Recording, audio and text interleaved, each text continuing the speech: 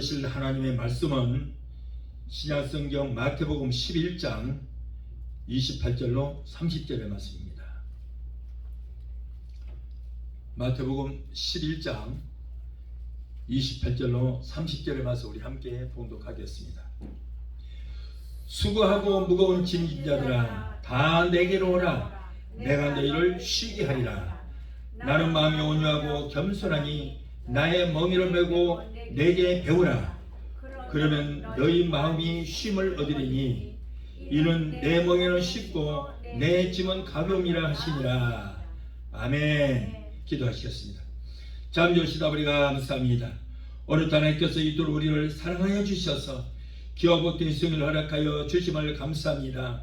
오늘 성령님이 역사해 주셔서 종의 입술에 기름 부어주시고 말씀을 전합니다. 말씀을 전할 때 종의 입술을 통해서 나오는 말씀이 불이 되고 검이 되어 우리의 영과 혼감이 관절과 고스를 찔러 쪼개는 능력의 역사가 있게 하시고 말씀 가운데서 하나님의 세밀한 음성이 들려지는 역사가 있게 하여 주옵소서. 한 심령도 아버지 악한 요소마귀에게 마음 뺏기지 않게 하시고 생각 뺏기지 않게 하시고 전신을 바짝 차리고 영의 귀를 열어 듣고 아버지 말씀 가운데서 주님의 뜻을 깨닫는 귀한 시간 되게 도와 주시옵소서. 예수 이름으로 감사하며 기도합니다. 아멘. 아멘. 할렐루야. 아멘. 더위가 최고조에 달하는 무더운 여름날에 오늘 또 영의 양식인 하나님의 말씀을 듣고자 교회에 나오신 성도 여러분들의 발걸음마다 또는 영상을 통해서 오늘 예배에 참석하신 세계 모든 성도 여러분들에게 하나님의 은혜와 은총과 축복이 넘치게 되시기를 예수 이름으로 축원합니다. 오늘은 마태복음 11장 28절로 30절을 본문에서 수고하고 무거운 짐진 자들아라고 하는 말씀으로 함께 은혜를 받고자 합니다. 하나님께서 태초에 에덴을 만드시고 모든 것들을 다 예비하신 후에 그것들을 다스리고 지배하고 누릴 수 있는 인간 아담과 하와를 만드셨어요. 하나님께서는 모든 것을 만드실 때에 얘들아 우리가 함께 이것들을 만들자라고 하기 위해서 아담과를 먼저 만드시지 않았어요. 그들이 쓸 모든 것들을 미리서 다 만드시고 마지막으로 그것들을 누리고 다스리고 정복하고 사용할 인간을 만드셨던 거예요. 그러니까 이 땅의 모든 것들은 인간을 위해서 미리 예비를 하셨다는 거예요.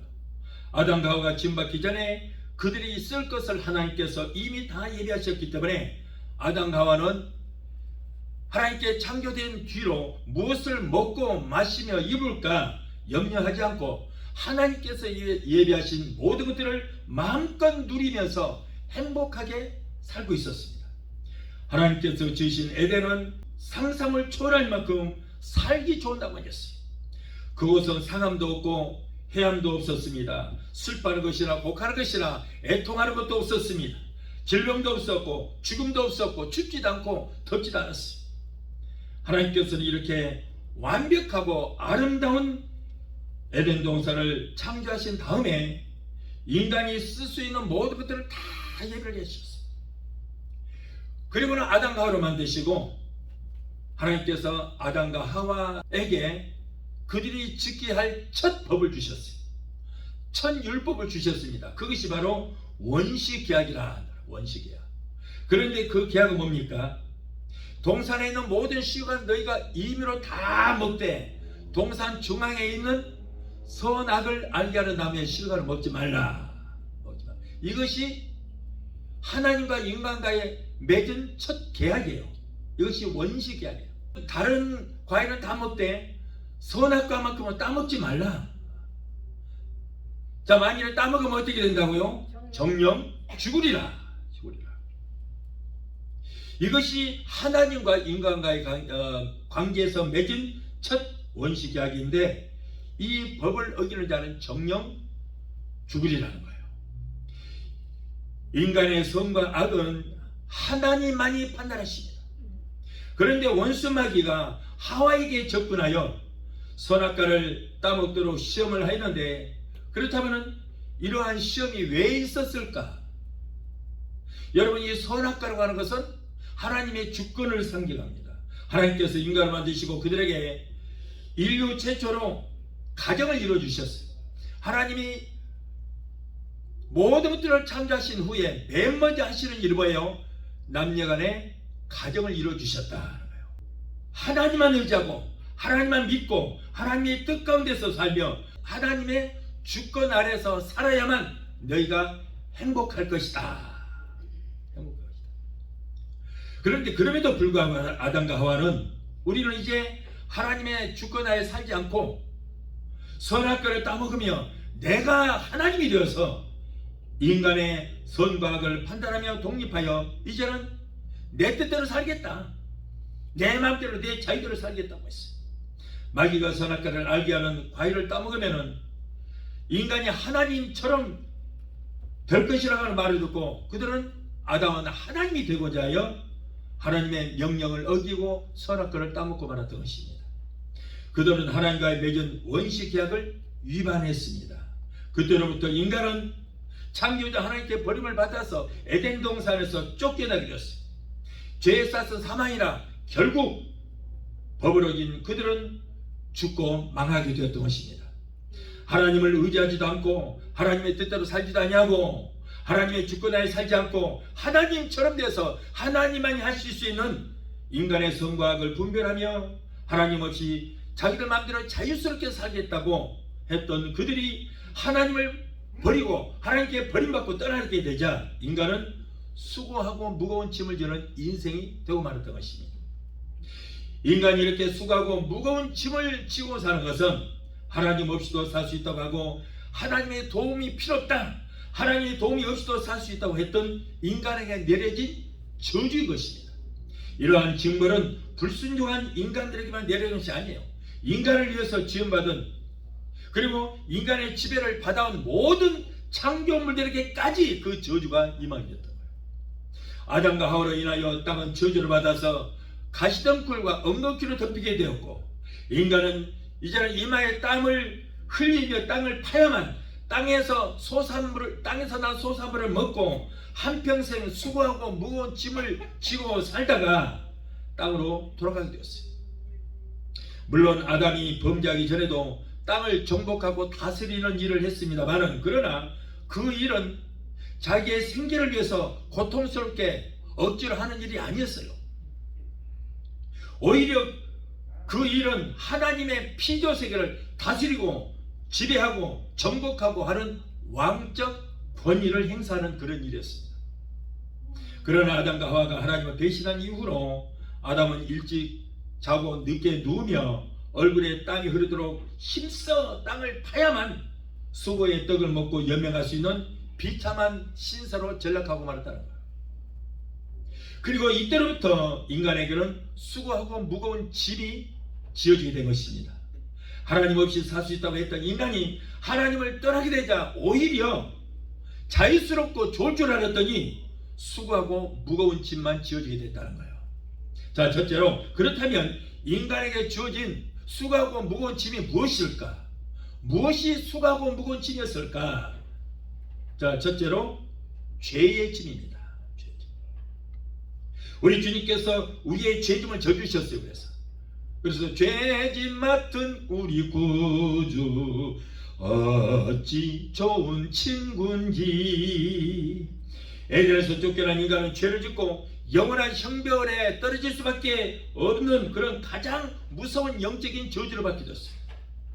에덴 동산이 아닌 영원한 멸망의 지옥에서 무서운 고통을 느끼며 구더기도 죽지 않고 미꾸라지에 소금 치듯 하는 뜨거운 곳에서 영원토록 고통을 당할 수밖에 없었던 것입니다.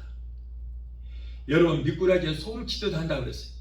지옥은 얼마나 고통스러운지 여러분, 민물고기 미꾸라지다가 굵은 소금을 한 주먹 딱 거기다 집어넣고 거칠거칠한 호박파리로 딱 덮어놔보세요. 어떻게 돼? 얼마나 고통스럽겠어요. 그래 놓으면 미꾸라지가 막 몸을 뒤틀고 그러면서 미꾸라지 살려 미꾸라지 살려 고통스럽게 몸부림치다가 나중에 보면은 껍질이 그냥 하얗게 벗겨지고 다 죽어있어요. 자, 미꾸라지는 조금 고통당하다 죽어버리니까 다행이지만은 그러나 여러분, 지옥에 가면은 그 형벌, 그 고통이 영원하다는 거예요. 영원히 없어지지 않고 수천 년, 수억 년, 수십억 년, 수천억 년 동안 그렇게 고통을 당하며 살 수밖에 없다는 거예요. 또한 인간이 짊어진 무거운 짐은 뭡니까? 바로 미움의 짐입니다. 미움의 짐을 졌기 때문에 하나님과 우리의 관계가 멀어지는 거예요. 인간이 범죄한 후로부터 서로를 믿지 못하고 불신하게 되었고, 인간과 인간 사이에서 미움과 시기와 질투가 생겨나게 됐습니다. 가인이 동생 아벨을 죽인 사건도 바로 이것 때문이에요. 가인과 아벨은 하나님 앞에 제사를 드리는 데 있어 가인은 농사하는 자였기 때문에 농산물로 제물을 삼아 사람 앞에 드렸고, 아벨은 목축을 하는 자였기 때문에 자기가 기르는 양 중에서 가장 좋은 첫 새끼를 잡아서 제단에 피를 뿌리고 그 기름으로 제물을 삼아서 제사를 드렸습니다. 하나님께서 너희의 첫 소사물을 하나님께 드리라고 했기 때문에, 여러분, 농사하는 자가 농산물을 드리는 것이 당연하고 양을 치는 자가 양의 첫 새끼를 드리는 것이 당연합니다. 이때 여호와께서는 정성껏 제물을 드린 아벨과 아벨의 제사를 받으셨다 그랬어요. 가인은 자신이 지은 농산물을 제물로 삼아서 아무런 의식이나 정성이 없이 그냥 하나님께 드렸어요. 곡물을 드리는 방식이 있거든요. 방식에 따르지 않고 아마 내 생각에는 소도 먹지 못할 통밀로 하나님 앞에 그냥 단으로 드렸지 않았나, 이런 생각을 했어요. 그러나 여러분, 곡물을 드리되 드리는 방법이 있거든요.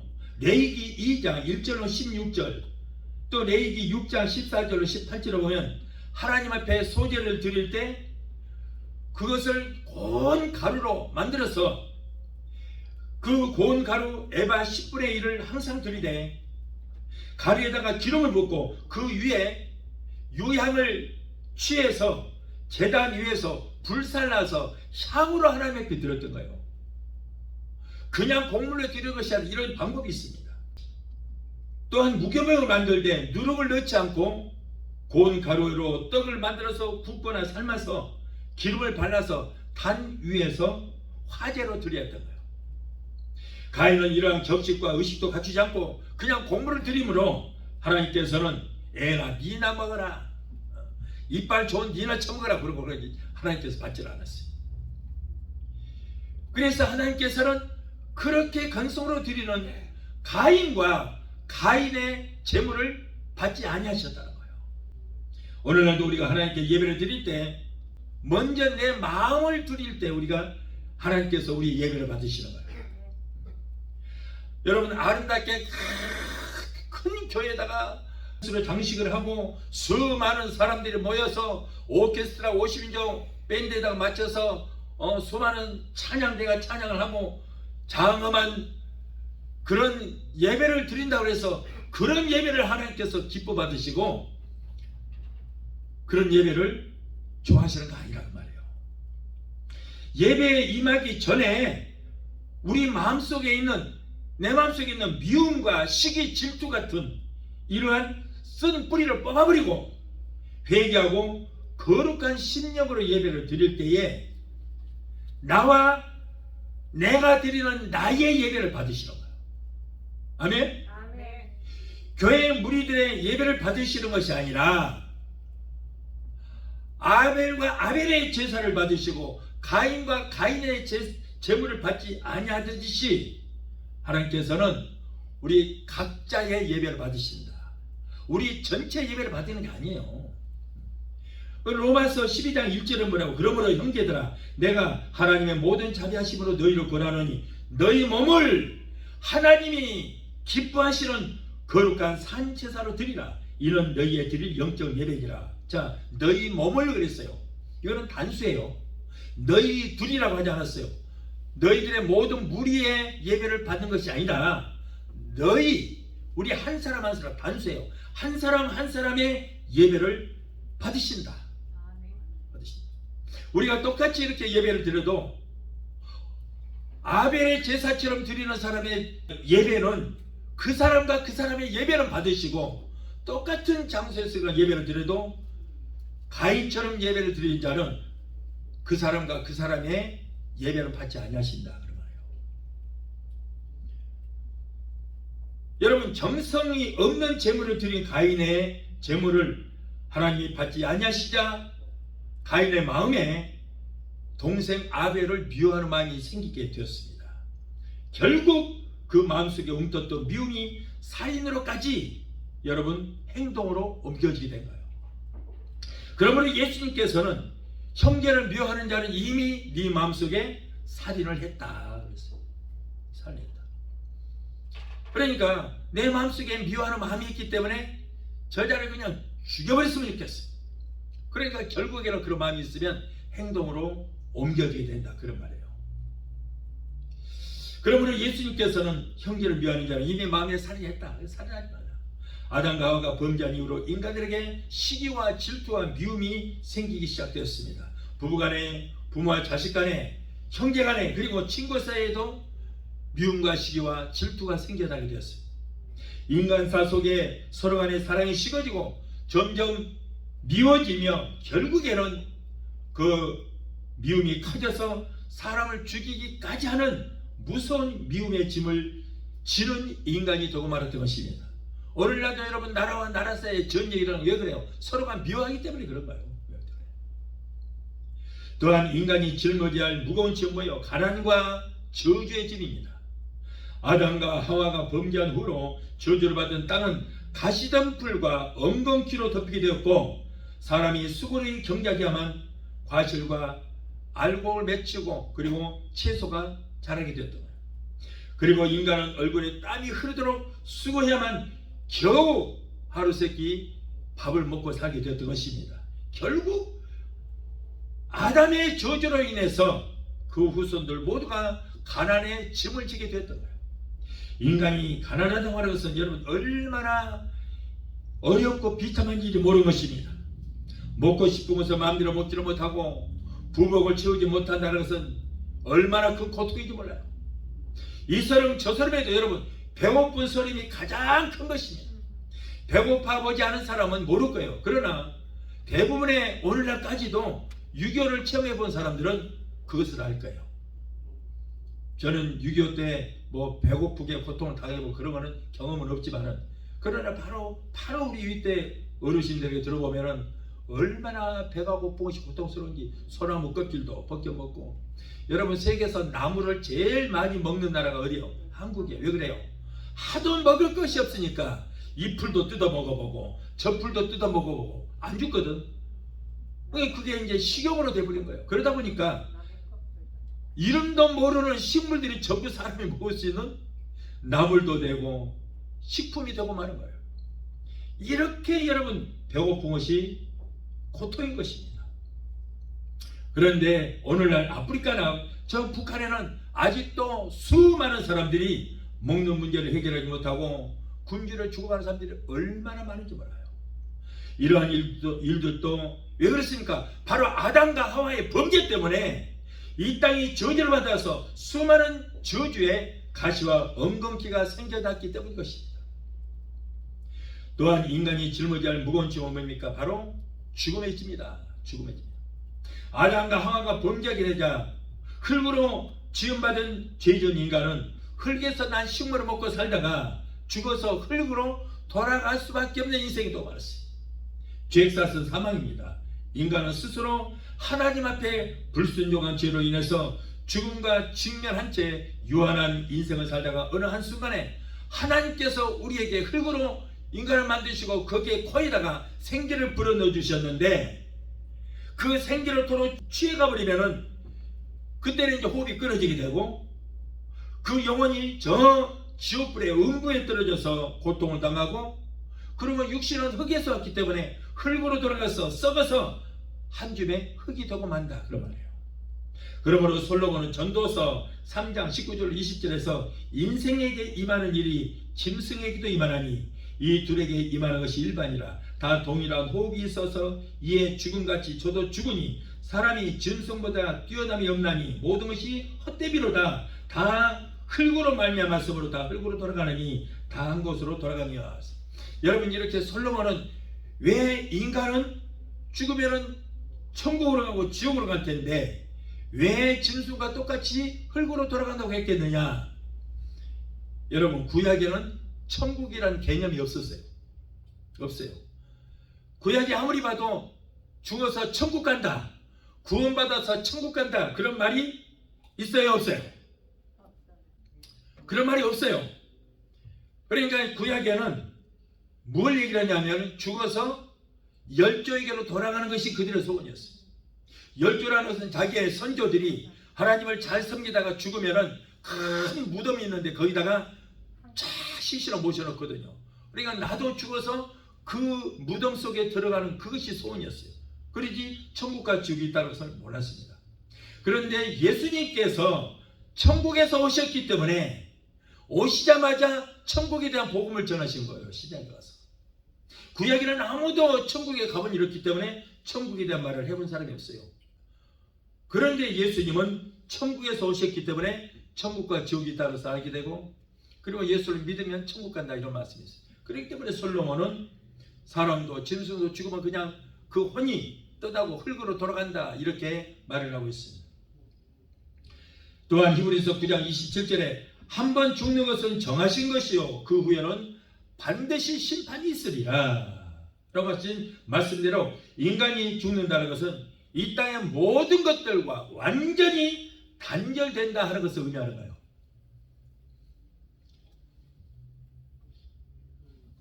아마 그런 얘기 해봐도 여러분들은 모를 거예요. 죽어봤어야지. 나는 죽어봤잖아요. 나는 이 세상에서 저쪽 세상으로 넘어가는 것까지 처음 했어요. 이 세상들은 아무것도 다 단절돼 버려요. 아무것도 몰라요. 저쪽 세상으로 딱 넘어가 버렸어. 그렇게 되더라고. 다시 돌아왔으니까 다행이지만 아주 단절있으니까 다시 돌아왔어요. 그래서 여러분, 인간이 한 번 이 땅에서 죽어버렸어. 하나님께서 내게 숨을 걷어가 버리면, 호흡을 걷어가 버리면은 그 즉시 이 땅하고 아무것도 몰라요. 누가 나를 꼬집어 듣든지 어쨌든 욕을 하든지 알 수가 없어요. 단결돼 버려요. 자신이 죽어서 영은 영원히 꺼지지 않는 저 불과 영으로 떨어지고, 육신은 흙을 죄로 삼아서 우리가 이 땅에 왔기 때문에 다시 흙으로 돌아가 버리면은 모든 것이 다 끝나는 거예요. 끝나는 거예요. 모든 것이 허무하고 절망 가운데로 빠져버리고 맙니다. 예수님께서 수고하고 무거운 짐에 눌려 절대 절망에 빠진 인간들에게 말씀합니다. 수고하고 무거운 짐진 자들아, 다 내게로 오라. 내가 너희의 모든 짐을 다 맡고 너희는 편히 쉬게 할 것이다. 나에게 나오기만 하면 이 모든 무거운 짐을 벗고 내가 편히 너희들 쉬게 해줄 것이다 라고 말합니다. 자, 둘째로 예수님께서 우리의 무거운 짐을 대신 짊어져 주십니다. 그렇다면 예수님은 누구이시며 어떤 분이시길래 우리의 수고하고 무거운 짐을 대신 져 주실까? 예수님은 하나님이 태초에 천지 만물을 창조하시기 전부터 하나님과 성령님과 함께 계셨고 앞으로도 영원까지 함께 하실 분인 것입니다. 성부 하나님과 성자 예수님과 성령 하나님은 삼위이시지만은 각자의 인격을 갖고 계신 삼위이시지만은 하나님의 본체이시며 천지 만물을 함께 창조하셨어요. 창세기 1장 26절에 보면 하나님이 가라사대 우리가, 자, 우리가 라는 것은 이것도 복수예요. 하나님은 엘로힘이라고 그래요. 엘로힘. 엘로힘은 복수입니다. 그래서 예를 들어서 여호와 하나님, 그러면 여호와는 단수예요. 그분의 이름이에요. 그러나 하나님은 엘로힘, 복수가 된다. 하나님들이라는 거예요. 그래서 여호와 하나님, 성부 하나님, 또 구원의 하나님, 성자 예수님, 성령 하나님, 보혜사 성령님, 각자 인격을 갖고 계시는 삼위이시다. 그러나 한 본체로 계시는 분이시다. 그래서 우리가 이 성경에 보면은 우리가 우리의 형상을 따라 우리의 모양대로 사람을 만들려고 그랬잖아요. 우리가 우리의 형상을 따라 우리의 모양대로 사람을 만들며 뭐예요? 성부, 성자, 성령님이 우리 인간을 함께 만드셨다 그런 말이에요. 자, 예수님은 여호와 하나님이 아들 예수로 오신 것이 아니라 성부 아버지 하나님의 뜻에 따라서 그 명령을 받아서 2000년 전에 우리를 살리시려 인간의 모습을 가지고 이 땅에 오셨다 그 말이에요. 아멘. 어떤 분은요 설교하는데 들어보면 꼭 감기성 올라가서 여러분 하나님이 예수님으로 오셨고 그 예수님이 구약 때는 아버지 하나님이었는데 신약 때는 그 아버지가 아들로 오셨고 그 아들이 오늘날 성령으로 오셨습니다 그러더라고. 아니 무슨 집안 내력이 그래요 족보가. 아니 어떻게 아버지가 아들로 왔냐고, 아들이 또 어떻게 성령으로 왔냐고. 그렇다면은 예수님께서 요단강에서 물로 세례를 받을 때, 자 요단강에서 물로 세례를 받으시면 누구예요? 성자예요. 성자 예수님이에요. 그런데 그 성자에게 누가 임했어요? 성령이 임했어. 성령. 성자에게 성령이 임했어요. 하늘에서 무슨 음성이 들려? 이는 내 사랑하는 아들이요 내 기뻐하는 자. 누구예요? 아버지 있잖아요. 아버지. 하늘에서 아버지의 음성이 들렸고 아들 예수가 성령님이 그 안에 임하셨어. 성부, 성자, 성령이잖아요. 여러분 성령님은 어머니 같은 분이에요. 그런데 아버지가 아들이 됐다가 아들이 어떻게 어머니가 돼요? 무슨 그런 집안의 족보가 있어요? 이건 양태론이라고 해서 이단입니다. 삼일체가 아니잖아요. 그거는 삼일체가 아니에요. 말도 안 되는 얘기예요. 그거는. 근데 꼭 강대상 올라가서 모르면 가만히 다물고 있지 왜 꼭 그런 소리를 해갖고 나는 이런 사람이 하고 그걸 자기를 표를 내느냐 그 말이에요. 그런 사람이 있어요. 여러분 우리는 삼위일체 하나님을 믿는 종교인이 믿습니다. 아멘. 성부, 성자, 성령 삼위일체를 믿어요. 어떻게 아버지가 아들이 되고 아들이 어떻게 어머니가 되냐고요. 그건 만일 그런 종교라면 이상한 종교요, 이단 종교겠죠. 우리는 각 인격을 가지고 계시는 성부, 성자, 성령님을 우리는 믿습니다. 예수님은 남자와 여자 사이에서 남자의 씨를 받고 태어나신 것이 아니라 여자의 몸을 빌려서 육체를 입고 성령으로 잉태되어 이 땅에 오셨습니다. 전림함으로 계신 성부 하나님의 아들, 성부 하나님의 아들 성자 예수님이 천군 천사도 대동하지 않고 천하디 천한 벌만도 못한 인간의 육신을 입고 인간으로 오신 것은 인간의 문제는 인간만이 해결할 수 있기 때문에요. 아멘? 인간의 구원의 문제도 짐승의 나를 구원하지 못합니다. 누군가가 인간이 나를 대신해서 그 죄를 받아야 되는 거예요. 예를 들어서 누군가가 감옥에 있어요. 감옥에 갇혀 있어. 그런데 양이나 소를 주고 양이나 소를 감옥에 넣고 그 사람 빼주십시오 하면 돼야 돼요? 안 되죠. 만일 그 사람을 죄를 대신하려면 인간이 그 죄를 대신해야 되는 거예요. 그렇기 때문에 인간의 죄의 문제, 여러 가지 수고하고 무거운 짐을 누군가가 맡아서 해결해 주기 위해서는 인간만이 할 수 있는 거예요. 인간만이. 그래서 여러분 인간의 모든 문제는 천사도 해결할 수 없고 율법으로도 해결할 수 없고 제사로도 해결할 수 없으며 몸이 있고 피가 있는 인간만이 해결할 수 있어서, 그래서 우리의 죄짐을 지시기 위해서 예수님이 인간의 몸을 입고 이 땅에 오신 줄로 믿습니다. 그래서 예수님이 오신 거예요.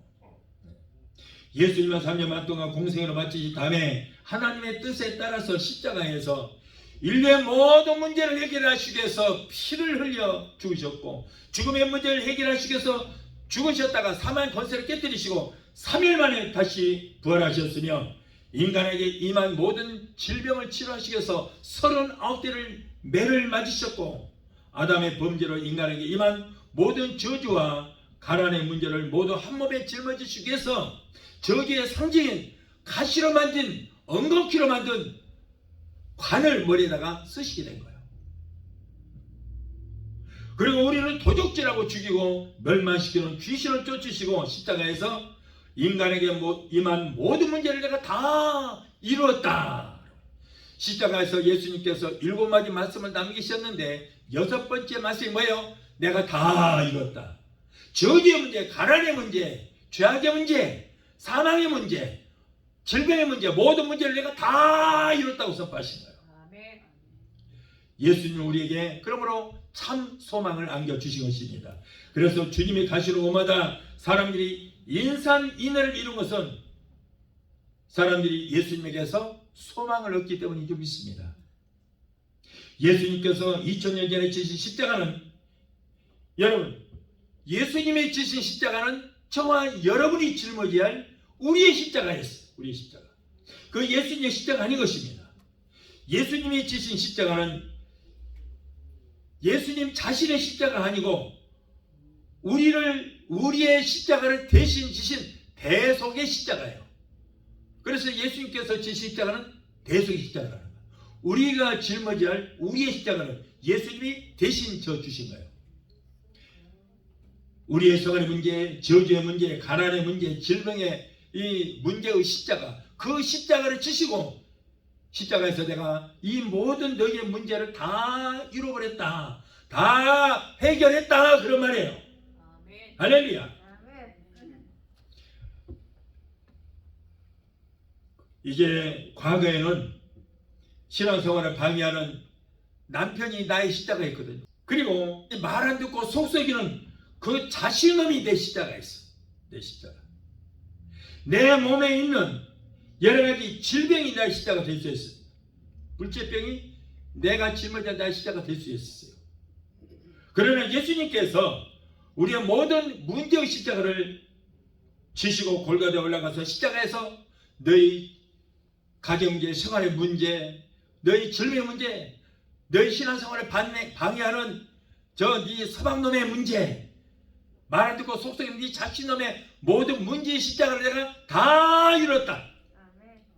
다 잃어버린 거예요. 가난의 십자가, 저주의 십자가 다 이루어져버린 거예요. 그러므로 우리는 여러분 가난해야 할 이유가 없는 줄 믿습니다. 여러분, 예수님께서 십자가 지실 때 유일하게 머리에 가시관을 쓰셨어요. 어떤 사형수도 머리에다가 가시관을 쓴 사형수가 없었거든요. 예수님만이 쓰신 거예요. 예수님만이. 자, 그렇다면 예수님께서 왜 머리에 가시관을 쓰셨어요? 아담과 하와가 하나님 앞에 범죄할 때 아담과 하와뿐이 아니라 그들을 위해서 지음받은 모든 창조물들이 저주를 받았어요. 범죄하기 전에는 무엇을 먹고 입을까 걱정하지 않아도 먹을 것, 입을 것 다 있었어요. 그런데 이제는 그들의 범죄함으로 그들을 위해서 지음받은 모든 것들이 저주를 받게 되고 땅도 저주를 받아서 땅에 가시와 엉겅퀴가 덮이게 됐어요. 그것이 바로 저주를 상징하는 거예요. 그것 때문에 인간은 가난하게 됐어요. 그것 때문에 여러분 인간은 원죄라는 것으로 죽고 망하게 되었던 것입니다. 그런데 예수님의 양편 강도들도 가시관을 쓰지 않았는데 예수님이 쓰신 것은 우리에게 임한 모든 저주를 예수님이 머리에다가 써버린 거예요. 가시는 가시와 엉겅퀴는 저주를 상징하는 거예요. 그런데 아담의 범죄로 인해서 이 땅에 내린 모든 저주를 예수님이 다 써버렸어요. 그것 때문에 우리가 가난했는데 머리에 가시관을 쓰신 우리의 저주를 머리에 써버린 예수를 믿음으로 우리는 저주와는 상관이 없는 줄 믿습니다. 십자가에서 가난의 저주의 모든 문제를 다 해결했다, 다 이뤘다, 이뤄버린 거예요. 그러므로 머리에 가시관을 쓰신 예수를 믿을 때 저주는 우리와는 상관이 없고 이제는 가난은 우리하고 상관이 없게 된 줄 믿습니다. 아멘. 그래서 우리는 예수님께서 부유하신 자로서 그가 가난하게 되시면 그 가난함을 인하여 너희로 부욕케 하게 합니다. 아멘. 할렐루야. 아멘. 우리의 가난을 다 담당하셨어요. 그래서 예수님은 전사했잖아. 모든 만물이 주의 것이지만은 여러분 그가 노숙자의 시조가 된 것은 노숙자의 시조가 바로 예수님이에요. 제자들이랑 같이 다니면서 어디 먹고 잘 데가 없으니까 아무데 그냥 한 대쯤 자는 거예요. 왜 그렇게 됐어요? 우리의 모든 가난을 그가 짊어지신 거예요. 너희 가난을 내가 짊어질 테니 너희는 부유하라는 거예요. 그래서 우리는 여러분 가난해야 할 이유가 없는 줄 믿습니다. 할렐루야. 우리가 이 사실을 믿고 기도할 때 우리는 가난과는 상관이 없이 하나님의 축복이 임하게 될 줄로 믿습니다. 자, 그래서 우리는 이제 우리의 그 모든 문제가 나하고는 상관이 없어요. 그 십자가가 나와는 상관이 없습니다. 다 잃어버렸어요. 이제는 내게 있는 모든 문제가 내가 짊어져야 할 나의 십자가 아닙니다. 예수님께 십자가 다 이루셨어요. 그러므로 우리는 가정의 문제, 생활의 문제, 가난의 문제, 모든 문제를 위해서 십자가를 지신 예수님 앞에 나와서 기도하면 어떤 문제라도 해결해 주시게 될 줄 믿습니다. 이미 해결을 2000년 전에 다 해결받았어요. 기도만 하면 됩니다. 이제는 내게 있는 문제가 내가 짊어져야 할 나의 십자가 아닙니다. 그렇다면 예수님이 뭐라고 그랬어요? 너희 십자가를 지고 나를 따르라 그랬었잖아요. 나를 따르라. 그렇다면 내가 짊어져야 할 십자가, 내가 지고 예수님을 따라야 할 십자가가 무엇이 내가 짊어질 십자가예요? 이제는 우리가 짊어져야 할 나의 십자가는 예수님은 나의 십자가를 지시고 이루셨기 때문에 저와 여러분은 우리가 짊어질 십자가는 바로 예수 그리스도와 예수 그리스도의 복음을 전하다가 여러 가지 당하는 어려움과 궁핍과 핍박이 바로 내가 짊어져야 할 나의 십자가인 줄 믿습니다. 할렐루야. 내게 있는 나의 문제가 내가 짊어진 나의 십자가 아니에요. 이제는 다 끝났어요.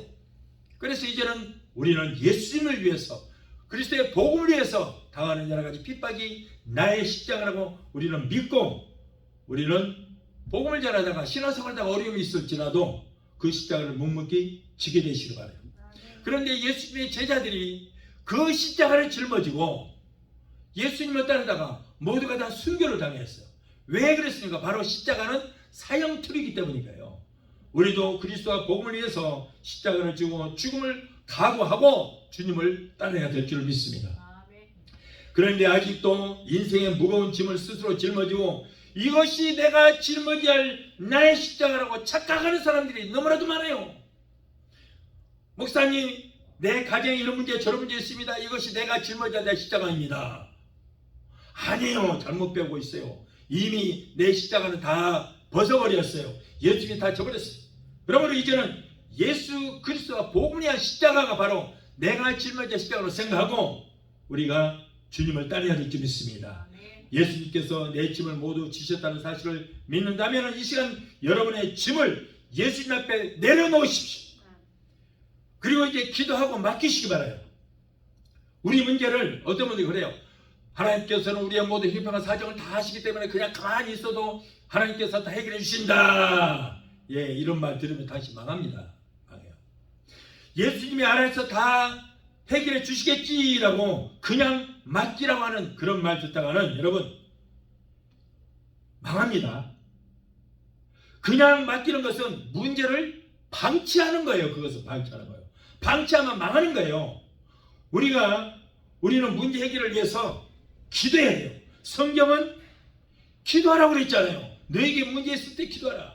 그래서 환난 날에 나를 부르라. 내가 너를 건지리. 너는 내게 부르짖으라. 내가 네게 응답하겠고 너희는 내 이름으로 무엇이든지 구하라. 내가 시행하리라 그랬잖아요. 시행하리라. 그래서 우리는 문제 해결을 위해서 금식 기도도 하고 작정 기도도 하고 소원 기도도 하고 그러면 뭘 맡기느냐? 그 결과를 맡기라. 기도하고 결과를 맡기라는 거예요. 그냥 맡기면 망합니다. 여러분 기도하라는 거예요. 기도하고 그 결과를 맡기시면 바랍니다. 그럼 언제까지 기도해요? 문제가 해결될 때까지 기도하시오. 문제가 해결돼서 감각적으로 눈에 보이고 손에 잡히고 귀에 들릴 때까지 여러분 우리가 기도해야 돼요. 그것이 바로 믿음으로 사는 삶인 줄 믿습니다. 우리가 천국 가는 것은 예수를 믿어서 갈 수 있지만 그러나 인생을 사는 방법은 예수님께 배워서 우리가 알 수 있습니다. 예수님께서 오늘 본문 말씀 뭐라 그래요? 수고하고 무거운 짐진 자들아 다 내게로 오라. 내가 너를 쉬게 하리라. 나는 마음이 온유하고 겸손하니 나의 멍에를 메고 내게 배우라고 그랬어요. 자, 멍에를 내려가는 것은 이 두 가지 멍에가 있는데 하나는 온유요, 하나는 겸손이에요. 그래서 인생을 행복하게 사는 방법이 바로 온유와 겸손이라는 거예요. 자, 마지막으로 그렇다면 온유와 겸손은 무엇인가? 온유는 길들여진 마음을 말하는 것입니다. 주인의 마음에 맞도록 잘 길들여진 이 개와 같은 그런 자세가 바로 온유예요. 자기의 뜻대로 사는 것이 아니라 우리의 주인 되시는 하나님의 뜻대로 맞춰 사는 것이 바로 온유라는 거예요. 모든 이 온유라는 것은 모든 것을 주님께 맡기고 사는 것을 말합니다. 온유란 주인 되시는 하나님의 말씀에 순종하고 실천하며 따라 사는 것이 온유예요. 온유란 자신의 모든 것을 기도로서 맡기면 주님께서 책임져 주시고 우리를 형통한 길로 인도해 주실 것을 믿고 사는 삶이라는 거예요. 온유란 어떤 환경 가운데서도 하나님을 원망하지 않고 불평하지 않는 삶인 것입니다. 자, 이스라엘 백성들이 그들의 성품이 온유하지 못하고 고집스러웠기 때문에 적과 꿀이 흐르는 가나안 땅을 불과 4주면 들어갈 거리를 40년 동안을 방황하게 만들었던 거예요. 40년을 광야에서 연단시켰던 그 원인은 뭐예요? 그들 속에 있는 원망과 불평 같은 불신앙을 걸러내고 온전하고 온유한 사람으로 만들어서 가나안에 들어가게 했지만은, 그러나 40년이 지나도 그런 못된 습성, 애굽에서의 노예 생활에서의 그 습성을 버리지 못한 이스라엘 백성들은 결국 가나안에 들어가지를 못하고 광야에서 모두 다 죽고 말았어요. 마태복음 5장 5절에 온유한 자는 복이 있나니 그들이 땅을 기업으로 받을 것이오라고 했어요. 오늘날도 원망하고 불평하고 탈식을 일삼는 그런 온유하지 못한 사람들은 모든 것을 주님께 맡기지 못하므로 주님의 도우심을 받을 수도 없고 예비하신 축복을 받을 수도 없습니다. 지금은 비록 우리 앞길이 칠흑같이 어두울지라도 우리의 인생의 생사복을 주장하시는 하나님께 모든 것을 기도로서 맡기고 주께서 인도해 주실 것을 믿는 믿음을 가져야 될 줄로 믿습니다. 우리 인생의 험한 길도 주님께 기도하고 결과를 맡기기만 하면 주의 지팡이와 막대기로 우리를 복되고 형통한 길로 인도해 주실 것입니다. 또한 겸손은 자신의 부족함을 아는 것입니다. 교만한 사람은 순종하지 않습니다. 무엇이든지 여러분 강하면 부러지게 되어 있습니다. 우리도 하나님 앞에 겸손하지 못하고 온전히 순종하지 못하면 우리에게 주어져서 파멸이요 형벌인 것입니다. 죽음과 지옥길밖에 없다는 겁니다. 하나님의 아들 예수 그리스도께서 아버지의 말씀에 순종하심으로 이 땅에 내려와서 그 고난을 당하시고 십자가에서 죽기까지 하셨습니다. 이 죽음의 실패자의 모습으로 비참하게 보이지만 여러분, 그 죽음은 실패자의 헛된 죽음이 아니었다는 거예요. 하나님의 말씀에 순종하심으로 사망의 권세를 깨뜨리시고 죽음에서 3일 만에 부활 성취하시사 하나님의 우편에 앉게 되시고 모든 창조물들이 예수 그리스도라고 하는 이름 앞에 무릎을 꿇게 하시고 하나님의 모든 영광의 주인공이 되게 하셨던 것입니다. 우리도 주님 앞에 온전히 순종할 때 아버지께서 예수님에게 주셨던 모든 영광을 우리에게도 주시게 될 줄로 믿습니다. 시편 119편 105절에 주의 말씀은 내 발의 등이요 내 길의 빛이니이다 라고 했습니다. 이 말씀은 우리의 하루의 삶을 말씀으로 인도해 주셔서 신종치 않게 하시고 넘어지지 않게 하시며 날마다 승리의 삶을 살 수 있도록 인도해 주신다, 그런 의미가 되는 것입니다. 예수님은 우리의 멍에를 지셨습니다. 멍에란 어미 소가 무거운 짐을 잔뜩 실은 수레를 끌기 위해서 목에다가 거는 기역자 모양으로 되는 것을 말하는 거예요. 또는 소가 쟁기를 끌 때 목에 거는 것을 말합니다. 어미 소는 목에 멍에를 걸고 수레나 쟁기를 끌고 가면은 새끼 소는 힘들게 그 끌고 가는 어미 옆에 붙어서 따라가면서 장난을 치고 갑니다. 그럴 때 어미 소는 새끼 소에게 그래, 무거운 멍에를 내가 짊어질 것이다. 그러니 너는 튼튼하기만 잘하라 라고 하면서 흐뭇해 합니다. 우리 주님도 마찬가지. 우리 주님께서는 우리의 무거운 짐을 다 대신 짊어지시고 우리는 용력이 강건하고 모든 범사에 복을 받아 누리기를 원하신 줄 믿습니다. 우리가 내일은 어떻게 살까? 앞으로 10년 후엔 어떻게 살까? 한치 앞을 내다볼 수 없는 불투명한 미래에 대해서 염려하지 않고 근심하지 않아도 주께서 날마다 인도하시는 대로 한 발자국 한 발자국 가다 보면은 날마다 자신이 성령님의 인도하심을 받고 성령님과 깊은 만남을 체험하며 성령님과 동행하심을 우리는 깨닫게 되는 것입니다. 그러므로 온유한 마음으로 주님께 수고하고 무거운 짐을 모두 맡기고 기도하며 겸손한 마음으로 하루하루를 순종하며 살게 되시기를 예수 이름으로 축원합니다. 찬양곡 하시고 우리 기도하시겠습니다.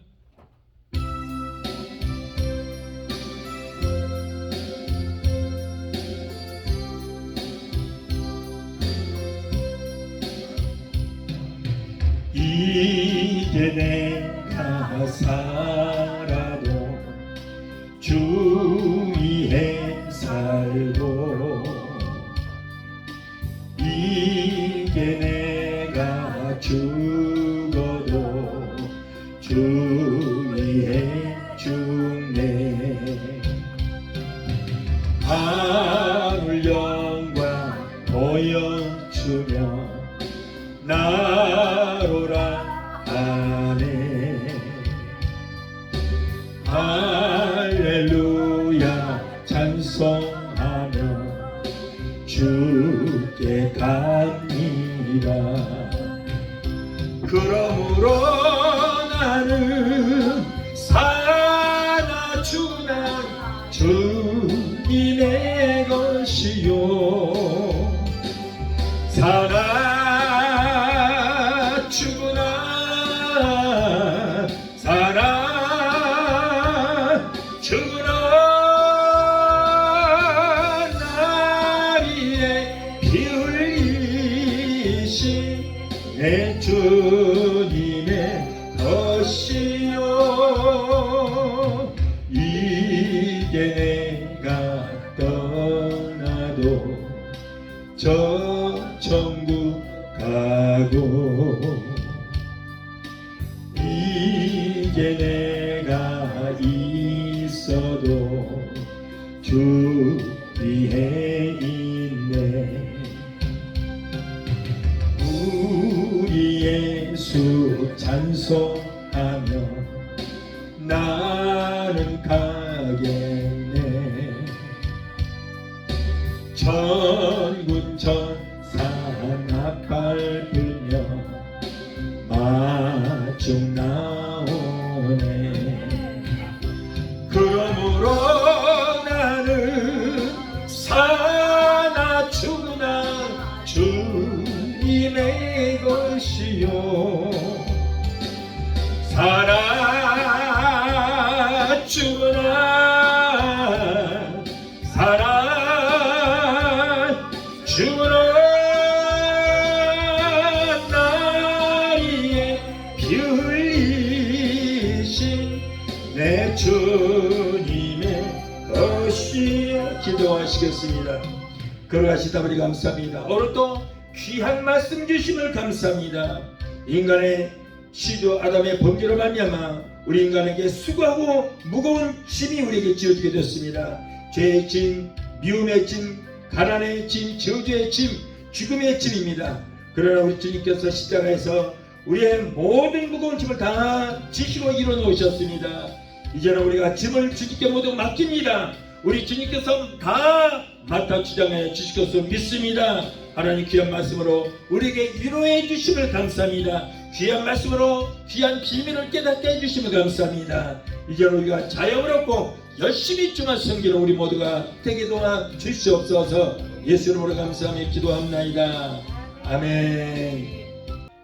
지금은 우리를 죄에서 구원하신 우리 주 예수 그리스도의 그 무한하신 은혜와 아들까지도 아끼지 아니하시고 우리를 위해서 내어주시기까지 우리를 사랑하시는 아버지 하나님의 그 극진하신 사랑과 보혜사 성령님의 내주 교통 충만 역사하심의 은혜가 오늘 주일 예배 참석까지 말씀으로 얻어받고 돌아가는 귀한 성도들의 가정과 가족과 직장과 사업장과 자녀들과 성악과 모든 범사에 오늘 유튜브를 통하여 예배에 참석하는 사랑하는 귀한 성도들의 가정과 가족과 직장과 사업장과 자녀들과 성악과 모든 범사에 베데스다 수목교회 지금부터 영원토록 함께 하시기를 간절히 축원하옵나이다.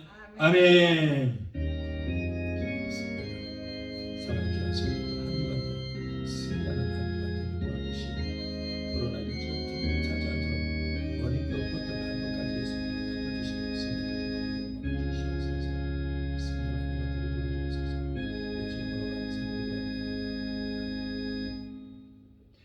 할렐루야. 하나님께 영광을 할렐루야.